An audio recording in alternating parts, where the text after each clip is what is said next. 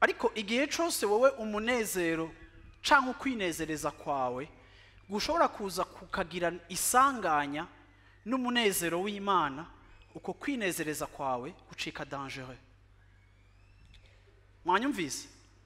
Ndashaka kunezererwa, ndashaka ibintu byiza, ndashaka ubuzima bwiza, ariko muri ivyo binezereza nipfuza gushikako iyo hageze ahantu bikora ku nyungu z'icimviro c'Imana, ico gihe binezereza bicika icaha, bicika ikintu kibi, kuko bitemeranya n'ic'Imana inshaka ko mu gihe je ntakiriho kugira ngo ninezereze, ndiho kugira ngo nezereze Imana.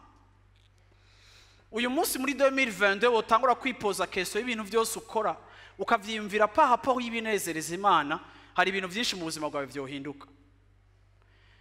Iyo iyariyo critère yo kwirabira ko ubuzima ukwiye kubaho, ukaraba k'ikintu gihimbara Kristo, ubuzima bwawe burahinduka atawurinze kuza kukubwira ngo hindura ibi, gira ibi n'ibi n'ibi canke gira ibi n'ibi. Ariko kandi hari igihe kuko tutaba twararerewe muri urukundo rw'Imana, tutigishijwe canke tudatahura bikwiye urukundo rw'Imana, hari igihe tubaho twumva imenga Imana n'umukonkurrent canke turi partager entre twebwe n'Imana. Ariko kandi turi des êtres entiers. Imana ntiyadukijije turi bipasu, Imana yadukijije turi entier. Ikiza umushaha n'umubiri n'impwemu yacu. Ivyo byose uko ari bitatu Imana yarabikijije. Kandi ivyo byose uko ari bitatu Imana yakijije iragomba ko biyapartena, biyegukira